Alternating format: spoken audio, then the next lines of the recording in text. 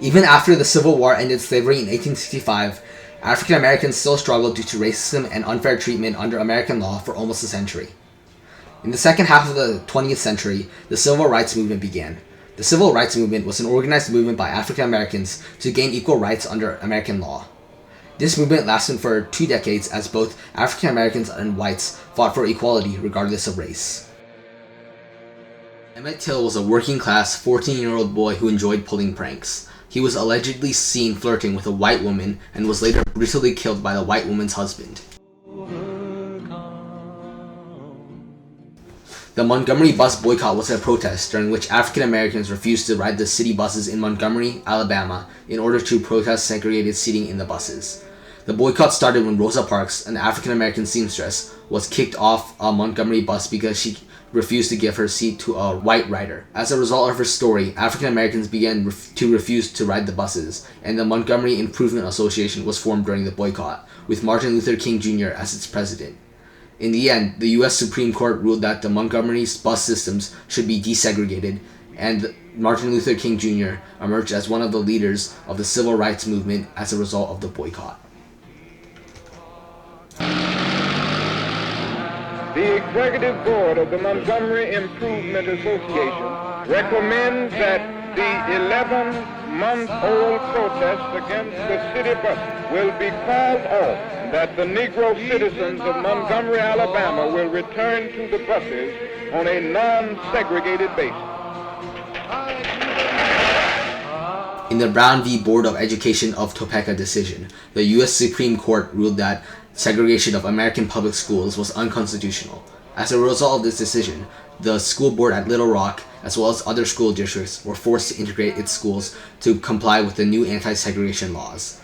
On the first day of school at Central High, Governor Orville Faubus mobilized the Arkansas National Guard to keep the African Americans from entering the school. The students were only allowed in after federal troops had been dispatched. The lunch counter sit-ins, or the Greensboro sit-in, was a civil rights protest that occurred in 1960 when 4 young men called the Greensboro Four refused to leave a segregated Woolworth lunch counter in Greensboro, North Carolina. The sit-ins drew national media coverage as they grew in popularity, which also increased attention towards the civil rights movement. Despite the fact that many protesters were arrested for disorderly conduct, Woolworth and other establishments were eventually forced to change their segregation policies. Taught everybody else a lesson. All the older people that had learned how to compromise. On November 14th, 1960, 2 New Orleans elementary schools were desegregated: McDonald 19 Elementary School and William Frantz Elementary School. Both schools were located in a low-income neighborhood. 3 6-year-old black girls, known as the McDonald Three, attended the McDonald School, and Ruby Bridges attended William Frantz Elementary School. There were death threats against these children, and it took 10 more years to fully integrate the New Orleans schools. The 1961 Freedom Rides were bus rides through the American South protesting against segregated bus terminals. The people riding the buses, known as Freedom Riders, tried to use white-only restrooms and facilities. The Freedom Riders were violently attacked by white mobs trying to stop them from using white-only facilities, but as a result, drew international attention to the civil rights movement. The March on Washington was a massive protest march on August 1963, where around 250,000 people gathered around the Lincoln Memorial in Washington, D.C. to show support for pending civil rights legislation in Congress. This march was led by Martin Luther King Jr. and A. Philip Randolph and was endorsed by John F. Kennedy. It was also the event where King gave his "I Have a Dream" speech. It is a dream deeply rooted in the American dream. I have a dream that one day this nation will rise up and live out the true meaning of its creed. We hold these truths to be self-evident, that all men are created equal. In the spring of 1963, a civil rights movement began in Birmingham, Alabama under the leadership of Martin Luther King Jr., the South Christian Leadership Conference, and the Alabama Christian Movement for Human Rights. King called on African Americans to take part in peaceful, nonviolent protests, which included bus boycotts, sit-ins, and marching to voting booths in crowds. The protesters aimed to get segregation laws removed to establish equality among different racial groups. The protest led to arrests and violence against its participants. When the city tried to end the protest, King and the protesters refused to back down.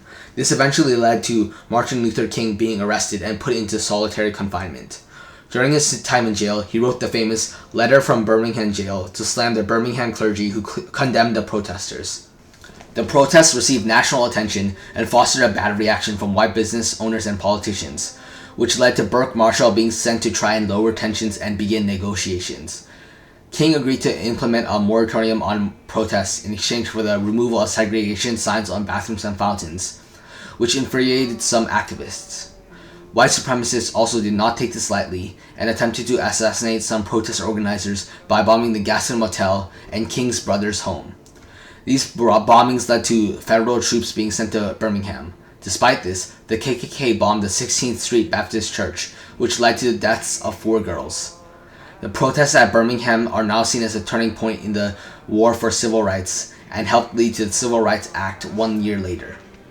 Protesters not only tried to enact social change with public campaigns, but also tried to get political change by getting as many African Americans registered for the ballot as possible. This movement is now called Freedom Summer. Some of the first volunteers of the movement, Michael Schwerner, Andrew Goodman, and James Shaney, were murdered in Philadelphia, Mississippi, by the KKK with the support of local law enforcement for their involvement in Freedom Summer. During a voting rights march in Montgomery, Alabama, Jimmie Lee Jackson was murdered by a state trooper named James Bonard Fowler for his beliefs and involvement in the protest. His death led to the Selma to Montgomery marches, which only attracted more hate and violence against the peaceful protesters, where local and state law enforcement beat and gassed protesters to force them back to Selma. This event is now known as Bloody Sunday. The Voting Rights Act of 1965 was an act that banned the use of literacy tests and also authorized the U.S. Attorney General to scrutinize the use of poll taxes in elections. This act was signed by President Lyndon B. Johnson, while Martin Luther King Jr. and other civil rights leaders were present.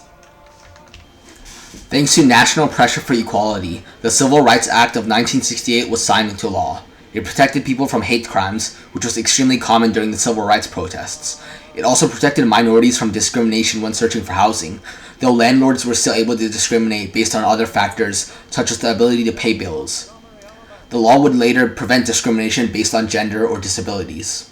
And the young people taught everybody else a lesson. All the older people that had learned how to compromise and learned how to take it easy and be polite and get along.